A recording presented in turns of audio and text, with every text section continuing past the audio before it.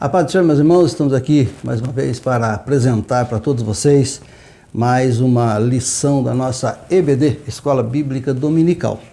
Queremos, antes de iniciarmos a nossa prédica sobre essa lição, convidar você a compartilhar esse vídeo, a curtir esse vídeo e também aproveitar tudo aquilo que nós preparamos para que você possa ter uma visão ampla do que é a nossa próxima lição, que será ministrada em todas as nossas igrejas, Assembleia de Deus, Ministério de Belém, em Pindamonhangaba, e especialmente ali no Templo Sede, a Rua Cônigo Tobias 168.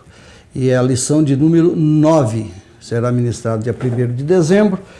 O título da lição é O Reinado de Davi. Para essa lição, nós teremos uma leitura bíblica básica que se encontra no livro de 2 Samuel, capítulo 5, dos versículos 1 até o 12, tendo como texto áureo o capítulo 5, verso 12 desse mesmo livro, que diz assim, o texto áureo: E entendeu Davi que o Senhor o confirmava rei sobre Israel, e que exaltara o seu reino por amor do seu povo. A verdade prática, para nós memorizarmos, a glória do reinado de Davi deve-se, antes de tudo, à boa mão de Deus que estava sobre ele. Muito bem, nós queremos antecipar algumas coisas que na lição passada nós chegamos até o ponto em que Davi estava fugindo de Saul e ainda não havia assumido o reino de Israel. Nós fazendo uma pequena retrospectiva no início do reinado de Davi, nós vamos perceber que Davi teve, na realidade, 3 unções. Ele foi ungido 3 vezes, né?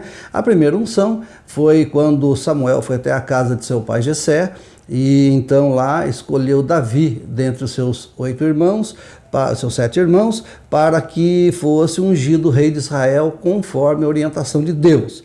A segunda está lá no capítulo 16 de 1 Samuel, verso 13. A segunda unção de Davi está registrada lá em 2 Samuel, capítulo 2, verso 7, não faz parte da lição, há um interlúdio entre uma lição e outra, para que não sobrecarregue tanto as lições, né? Não é possível compartilhar toda a vida de Davi em apenas algumas lições, mas é o suficiente para que nós aprendamos a viver conforme a palavra de Deus nos ordene, segundo o exemplo de Davi. Mas a segunda unção de Davi está no 2 Samuel capítulo 2, verso 4, e foi quando ele foi ungido sobre Judá. Judá sabemos que ficava ao sul de Jerusalém e foi posteriormente constituída a capital do reino total de Israel, né?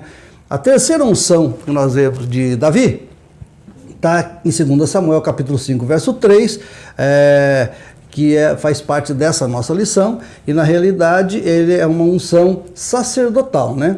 Para vocês terem uma ideia, da primeira unção para a segunda unção foi cerca de 15 anos após, né? Ele recebeu a primeira unção e somente 15 anos depois ele então passou a ter autoridade de rei sobre Judá, a região de Judá. E depois de 7 anos após esses 15 anos, ele teve a terceira unção, que foi uma unção sacerdotal para assumir o reino completo de Israel, ou seja, Judá e mais as 11 tribos do norte. É bom nós recordarmos e deixarmos claro que essa divisão de Judá e as 11 tribos do norte não tem nada a ver com a divisão do pós-Salomão. Quando Salomão morreu, nós sabemos que Jeroboão teve um atrito muito grande com Roboão, e Jeroboão acabou sendo constituído rei do reino norte, de 10 tribos, e Roboão de 2 tribos ao sul, sendo elas Judá e Benjamim. Não tem nada a ver com essa divisão. A divisão que tem é porque em toda a narrativa bíblica sobre o reinado de Saul, nós vemos que sempre que Saul convocava os exércitos para lutar contra os inimigos, Israel, as 11 tribos do norte, ela contribuía com bastante soldados, e as tribos do sul, a tribo do sul, no caso, que seria Judá, com poucos soldados, até porque a quantidade de soldados que existia na tribo de Judá era bem menor do que as 11 tribos restantes, né? Só para a gente ter uma pequena noção de como nos posicionarmos sobre o reinado de Davi. A ideia central dessa lição nossa é que nós temos que entender os motivos pelo qual Davi foi constituído rei. Em um segundo tópico, a consolidação do reino de Davi. E um terceiro tópico, a grandeza política do reinado de Davi. Seguindo essa orientação que a nossa revista nos dá, nós podemos dizer para vocês que 33 anos Davi reinou em Israel. Mais 7 anos que ele reinou em Hebrom, que é no reino de Judá, ele reinou então no total em Jerusalém durante 40 anos, tendo em vista que ele viveu até os 70 anos de idade. Nós podemos considerar que Davi, segundo alguns historiadores, ele nasceu por volta de 1034 a.C., ele foi ungido a primeira vez com mais ou menos 15 ou 16 anos, reinou 7 anos e meio em Hebrom e 33 anos em todo Israel e morreu com 70 anos, dando um total da sua vida que nós estaremos mencionando aqui nesta lição de uma forma bastante sucinta em virtude do nosso tempo.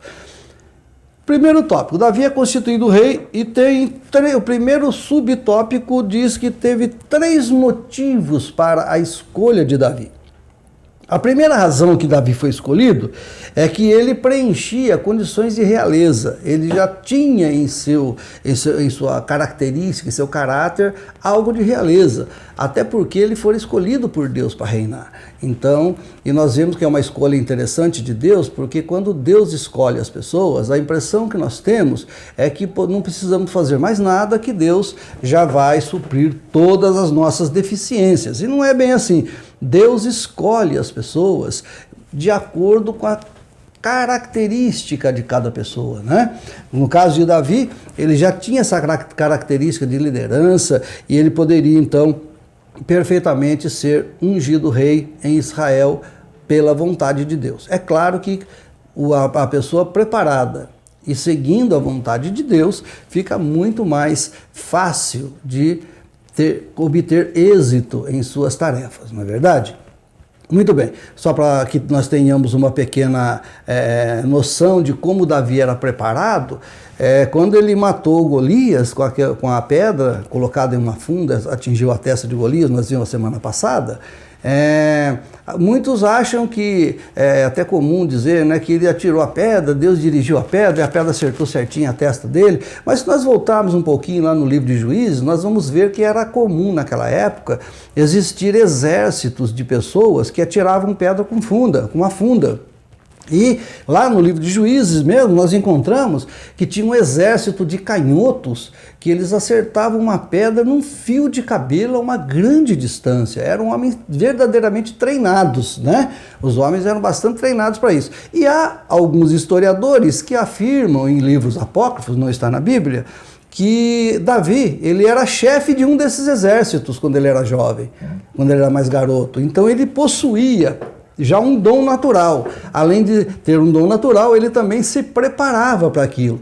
Isso nos deixa claro que nós precisamos buscar também nos preparar, porque se ficarmos pensando que se Deus nos escolheu, nós vamos vencer tudo e Deus vai fazer tudo por nós, nós podemos cruzar os braços, nós estamos redondamente enganados. Nós também temos que fazer a nossa parte, temos que nos preparar e Deus então confirmará. E a vantagem que nós temos é que quando nós nos preparamos, nós ainda temos um auxílio divino a nos ajudar. Nós temos o Espírito de Deus a nos instruir e capacitar para a realização da obra de Deus. Esse é o primeiro motivo, que ele tinha já tinha sua característica, condições de realeza, né? E essas condições, nós vamos ver as características, se você quiser ler depois na Bíblia, se encontra lá em Deuteronômio capítulo 17, verso 15, e também 1 Crônicas capítulo 11, verso 1.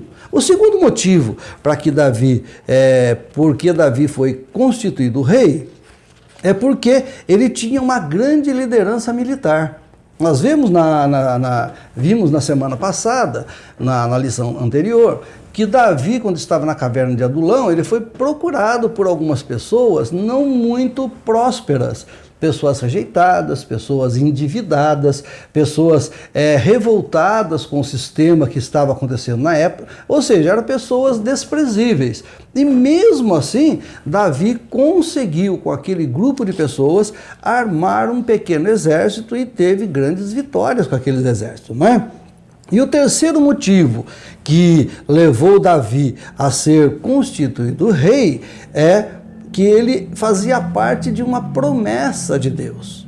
Quando olhamos lá em 2 Samuel capítulo 3, verso 10, nós vamos ver que Deus havia escolhido Davi para que ele fosse o pai de todos os reis de Israel e o seu reinado fosse eterno. Ou seja, prefigurava já um reinado de Cristo, e nós vamos ver um pouquinho mais adiante.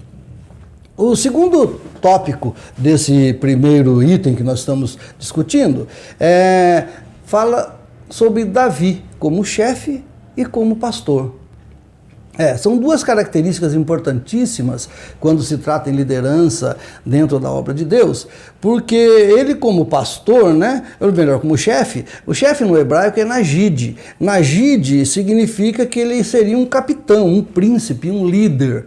Ele estaria mais voltado para essa área militar, área estrategista, melhor dizendo, para que os homens pudessem desempenhar favoravelmente as suas funções. E também ele era considerado, ele foi colocado como rei porque ele tinha na sua característica algo que é muito importante, ou seja, ele era um pastor. O pastor do hebraico é roé. Ele cuidaria, ele apacentaria o povo, ou seja, ele seria um amigo especial do povo. Essa palavra amigo especial no hebraico significa piel, e significa mesmo aquela pessoa que tem facilidade para tratar com as pessoas com carinho, tratar as pessoas com zelo e amor. Daí então ele zelava pelo povo de Deus como pastor e também instruía os seus exércitos como um chefe, como um líder, como aquele que exerce uma liderança capaz de fazer com que se obtenha os melhores resultados possíveis de cada pessoa que trabalha com ele. Então, ele não era nenhum déspota e nem um tirano. Ele não poderia ter essas características, ele não se enquadrava nos padrões que Deus havia exigido. E nesse caso, então, Davi estava pronto também para exercer o reinado dentro dessas características que ele que ele possuía, E também o terceiro subtópico desse item diz que ele estava entrando em aliança com o povo. O que seria essa aliança com o povo? É comum, nós já conhecemos em nossos dias, que para que um governo obtenha êxito em seus projetos de expansão, seus projetos de melhoria, nos seus projetos sociais, enfim, em qualquer tipo de projeto que ele deseja para uma nação, é necessário que haja aliança. É necessário fazer alianças, não é? Às vezes até é necessário fazer alianças até com ideologias diferentes para que haja equilíbrio e então o processo possa ser favoravelmente desempenhado em suas funções como presidente ou como líder de uma nação. E Davi, então, ele começa a fazer aliança com o povo. Que tipo de aliança é essa? Porque ninguém consegue fazer alguma coisa sozinho. Ele tendo uma qualidade de um bom guerreiro, de um bom líder, Davi não poderia governar o povo e precisava fazer aliança com todos eles. Observe que a aliança que ele firma tem características pastorais, não monárquicas. Ou seja, ele tratava as pessoas com carinho, não como um déspota, não como um tirano, não como aquele que exerce autoridade sem limites sobre as pessoas. Daí então ele foi ungido rei sobre Israel e todo o povo prometeu lealdade a ele em virtude da sua maneira de tratar com esse povo, Muito bem. Então, fazendo uma síntese desse primeiro tópico, Davi foi constituído rei porque, primeiro, ele preenchia as condições de realeza. Em segundo lugar, ele tinha uma liderança militar. Em terceiro lugar, ele estava pautado numa promessa de Deus. Nós partindo, então, para o segundo tópico da nossa lição, o segundo item da nossa lição, esse segundo item trata da consolidação do reino de Davi. E a primeira coisa que Davi propôs em seu coração realizar, logo que ele foi ungido, essa terceira unção, que era mais uma unção sacerdotal, e ele foi ungido para cuidar de Israel, então, de toda a nação, ele se lança ao trabalho imediatamente, ele já não perde tempo, ele já começa a criar estratégias, criar projetos, fazer grandes planejamentos para que Jerusalém se tornasse a capital de todo o império, de todo o reino de Israel. E Jerusalém é uma cidade bastante interessante, porque para que ela fosse fazer parte da nação de Israel, primeiro ela teria que ser conquistada. Então Davi, juntamente com os seus exércitos, ele conquista Jerusalém vencendo os seus moradores, que seriam os jebuseus, né? E dali então ele tinha tanto carinho especial por essa cidade, que Jerusalém ela é chamada, muitas vezes na Bíblia, de cidade de Davi. Quando a Bíblia fala cidade de Davi, ela está se referindo a Jerusalém. Também a Bíblia se refere a Jerusalém, às vezes, como sendo Sião, né? Quando fala de Sião, fala da cidade de Jerusalém. Muito bem. Ele venceu então os inimigos e conquista Jerusalém. O que ele começa a fazer naquela cidade? Primeiro, preparar uma cidade para ser sede de um governo. Uma cidade que não possuía infraestrutura suficiente para comportar os castelos de administrativos, enfim, moradia do rei, tudo que era necessário para que um estado se estabelecesse e tivesse os seus prédios públicos, né, disponíveis para o trabalho. E Davi, então, imediatamente passa a fazer essas construções. É claro que ele deixou o templo para o final, depois estava tudo organizado a parte material, ele deixou para fazer a construção do templo só no final. Aliás, não foi ele que fez, ele só fez o projeto, né? E ele apresentou para Salomão, seu filho, porque até então a adoração do povo de Israel estava sendo feita ainda no tabernáculo, né? Aquele mesmo tabernáculo que Moisés utilizou e também Josué utilizou lá no deserto para a adoração ao Senhor. Outra reforma que ele começou a fazer, primeiro foi a edificação de Jerusalém, a reforma da cidade para abrigar um futuro poder político daquela nação. E a segunda reforma foi a reforma religiosa. Por que reforma religiosa? Os judeus, eles viveram durante um bom tempo, ora servindo a Deus, ora afastado de Deus, e como os vizinhos de Judá embaixo eram os amalequitas, e eles eram muito próximos, geograficamente falando, é muito comum que a cultura de um povo se misture com a cultura de outro povo. Basta nós olharmos, por exemplo, nas regiões fronteiriças dos países atuais, vamos citar como exemplo o Brasil, a sua região fronteiriça com os demais países da América do Sul, é comum nós olharmos dos dois lados da fronteira e haver uma semelhança muito grande cultural, né? Tanto em investimento, em comida, até mesmo no idioma, às vezes, eles são misturados. E essa mistura, ela precisava ser refinada, ela precisava ser destruída de certa forma, entre aspas, né?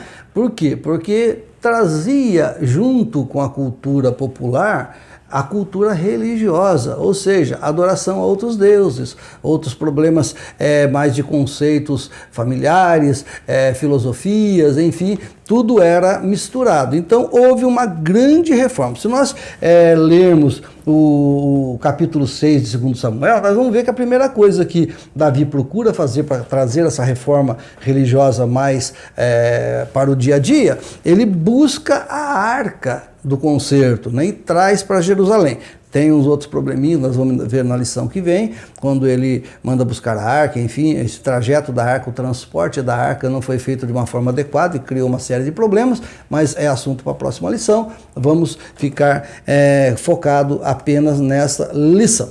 E ele tinha outra coisa que nós precisamos levar em consideração, que Davi, ele tinha um zelo muito grande pelas coisas relacionadas a Deus.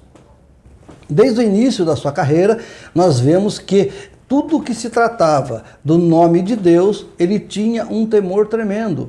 Basta nós olharmos quando ele esteve prestes com todas as condições de matar Saul, né, dentro de uma caverna, ele não quis fazer, porque ele diz, longe de mim esteja tocar no ungido do Senhor, né, maltratar, brigar com o ungido do Senhor. Então, ele tinha esse dom todo especial e esse desejo para esse voltar para as coisas de Deus e tornar as coisas de Deus mais reais em sua vida. Até é interessante notar que certas coisas que ele fazia em termos de adoração a Deus, causava até escândalo, né? Porque até hoje, em nossos dias, começou lá no Pentecoste, por exemplo, no dia que o povo estava no cenáculo reunido e o Espírito de Deus veio sobre aquele povo, eles começaram a falar em outras línguas, confundiram, acharam que estavam bêbados, né? Cria uma certa confusão, causa um certo espanto, até escândalo às vezes. E aí uma situação muito peculiar da vida de Davi, muito notória também na vida dele, foi quando ele veio a arca entrando em Jerusalém e saiu saltando, pulando, dançando. A própria esposa dele, Mical, lembrando que Mical era filha de Saul, né? Foi a filha de Saul que casou com Davi. E tem até uma curiosidade bastante interessante sobre essa mulher chamada Mical, que era a esposa de Davi, porque Mical, para quem não sabe, é a única mulher que a Bíblia cita que amou um homem.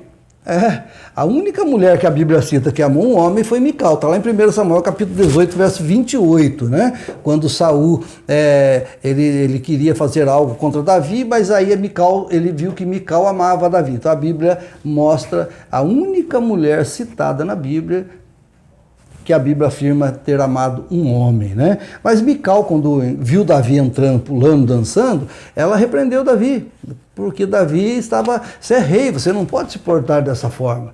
Mas o que Davi estava fazendo era simplesmente extravasando algo que o Espírito de Deus estava dentro dele. A alegria dele era tanta que ele tinha as suas formas de expressar, né? Cada um tem a sua forma de expressar quando o Espírito Santo de Deus toma a vida de uma forma bastante poderosa. Muito bem. O terceiro subtópico da consolidação do reino de Davi trata da suprema aliança davídica. Foi profetizada essa aliança davídica, né, por Natã, o profeta Natã que profetizou essa aliança davídica. E assim como Deus falara que abençoaria a família de Abraão lá no passado, Deus também falou que a família de Davi seria uma grande família e seria um reinado eterno. Está em 2 Samuel capítulo 7, verso 1 a 15, né? Nós podemos ver que as três coisas importantes iam caracterizar essa aliança davídica. A primeira, a firmeza da sua família na terra. Ele era da terra, ele era judeu, ele fazia parte do povo, e então ele tinha o seu coração com aquela terra. Os seus sucessores, que viriam após ele, também teriam a presença de Deus no reinado. Foi o caso de Salomão, embora tenha tido algumas complicações no final do seu reinado, mas nós vemos que foi um reinado também segundo o coração de Deus, até porque, quando nós olhamos na história geral de Israel, esse período Davi-Salomão, quando Davi foi rei, Salomão foi rei, esse período é chamado de Era de Ouro do reino de Israel. Tal era a prosperidade presente naquela época para aquele povo que muito devia a Davi e aos seus sucessores, né? E eles teriam a presença de Deus. E a terceira coisa, que seria uma dinastia eterna. Está na 2 Samuel, né? Já citei, capítulo 7, do verso 11 até o 16. A consolidação do reinado de Davi passa pela edificação de Jerusalém, portanto, pelas reformas religiosas e a sua aliança com todo o povo. Nós vamos, então, passar para o terceiro tópico e último tópico da nossa lição, que trata da grandeza política do reinado de Davi. O primeiro subtópico desse item trata das realizações militares. Nós podemos ver que, por exemplo, Samuel, capítulo 8, do versículo 1 até o 14, trata de muitas ações de Davi no campo militar, né? Esse texto ele é conhecido até na Bíblia como o Davi que ataca. Ele sempre está atacando. Se nós olharmos para esse capítulo, nós vamos notar que os verbos mais significativos desse capítulo são esses, ó: feriu, sujeitou, matou, tomou. Enfim, tudo que dá ideia de guerra e de vitória, de conquistas. Foi como Davi, assim, procedeu naquela forma e teve o seu grande êxito porque Deus era com ele. A lista dos povos que ele venceu, ela incluía os filisteus, os moabitas no sul, os sírios e os edomitas, né? Ele venceu todos esses povos aí que queriam o mal para o povo de Israel. E Davi estava ali naquela posição posição que Deus o colocara, submisso a Deus, sabendo que todas as suas vitórias dependiam do Criador, dependiam de Deus, era submisso ao Senhor. Então ele conseguiu virar essa página da história de Israel, de ser um povo submisso, para ser um povo conquistador, um povo que era soberano naquela região. O segundo subtópico trata da administração de Davi. É algo muito importante quando tratamos de administração. Se nós lermos o capítulo 8, do capítulo 8, do verso 15 até o 18, o capítulo 20, do verso 23 ao 26, nós vamos ver que Davi ele fez uma mudança muito grande no método administrativo da nação de Israel. Ele havia pego uma nação toda quebrada, toda desfigurada, toda dividida sob o reinado de Saul, né?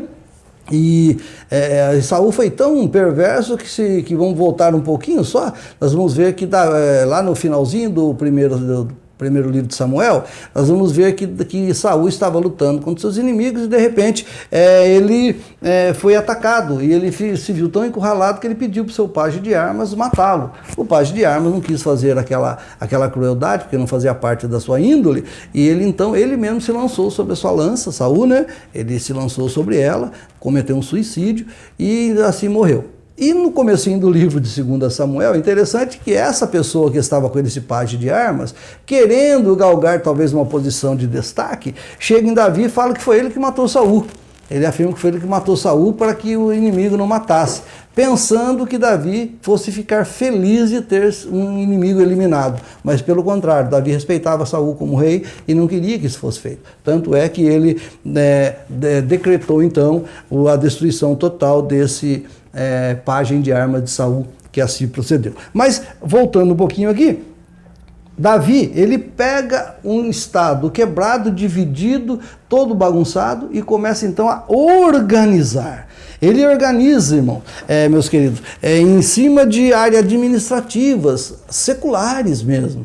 Às vezes nós pensamos que para tratar da obra de Deus, basta nós ficarmos orando 24 horas, lendo a Bíblia 36 horas por dia e fazendo tanta coisa e só pensando na área espiritual, e nós deixando de lado a parte administrativa, secular da obra de Deus, nós também teremos dificuldades para enfrentar. Então Davi, ele coloca tudo em ordem. Ele coloca no comando das tropas, ele põe Joabe. No campo religioso, ele põe 2 sacerdotes, Zadok e Ameleque. Ele tinha um cronista, ele tinha um escrivão, ou seja, um cronista para relatar todos os feitos do rei e um escrivão para relatar tudo aquilo que se passava no reinado. Ele era uma pessoa extremamente organizada. Vale lembrar que para que um obreiro do Senhor tenha sucesso, é necessário oração, pregação da palavra de Deus, ensino, mas também administrar com eficiência. Se não for feito assim, não vai dar muito certo. Se nós olharmos a palavra de Paulo, quando ele escreveu a Tito, no capítulo 1, verso 5, nós vamos perfeitamente ver que ele estava orientando que deveria tratar com cuidado da administração, para que não fugisse do controle nada que diz respeito à obra de Deus. E também o próprio Paulo, né? Ele ainda vai um pouco mais longe, lá em 1 Timóteo capítulo 5, verso 17, quando ele diz que 2 categorias de obreiros são dignos de ser bem remunerados, né? Até dobrado, como a palavra diz. Está lá em 1 Timóteo capítulo 5, verso 17, são aqueles que se dedicam à palavra de Deus, ao ensino da palavra, e aos que administram bem a obra de Deus. O outro subtópico para nós encerrarmos trata do culto público. Davi fez uma considerável mudança no culto ali no tabernáculo. Ele organizou as trilhas, ele organizou todos os porteiros, organizou os músicos, os levitas separados em suas funções, os sacerdotes, sumo sacerdote. Tudo era levado a cabo com Davi até o extremo, bem organizado, para que o culto fosse realizado de uma forma bastante perene e bastante aceitável aos olhos de Deus, né? Nós não podemos esquecer, por exemplo, que por conta de um culto mal feito ou de uma maneira errada de se realizar um culto, lá em Levítico capítulo 10, verso 1 e 2, nós vemos que Nadab e Abiú foram fulminados pelo Senhor porque ofereceram fogo estranho, né? Fogo estranho significa, metaforicamente falando, que eles fizeram um culto diferente, eles não queriam fazer da maneira como Deus havia orientado. Concluindo, o reinado de Davi, ele ficou conhecido como a Era de Ouro de Israel, e a grandeza do reino de Davi, ela vinha de Deus. 1 Crônicas, capítulo 29 e verso 14, diz assim, ó: porque quem sou eu e quem é o meu povo para que pudéssemos dar voluntariamente essas coisas? Porque tudo vem de ti, e das tuas mãos tu damos. É um reconhecimento muito bonito, muito importante por parte de Davi, saber que tudo que ele tinha, tudo que ele possuía, toda a sua capacidade intelectual, toda a sua capacidade bélica, toda a sua capacidade administrativa, toda a sua capacidade de organizar os sacerdotes vinham de Deus. Esse é o ponto-chave dessa lição, quando nós devemos reconhecer que tudo que temos e somos vem de Deus. Que Deus possa abençoar você. Se você quiser saber mais a fundo, mais detalhes dessa lição, assista as nossas aulas em todos os nossos templos da Igreja Evangélica Assembleia de Deus no domingo, dia 1º de dezembro, a partir das 9h30 da manhã. Que Deus abençoe. Um abraço a todos. Amém.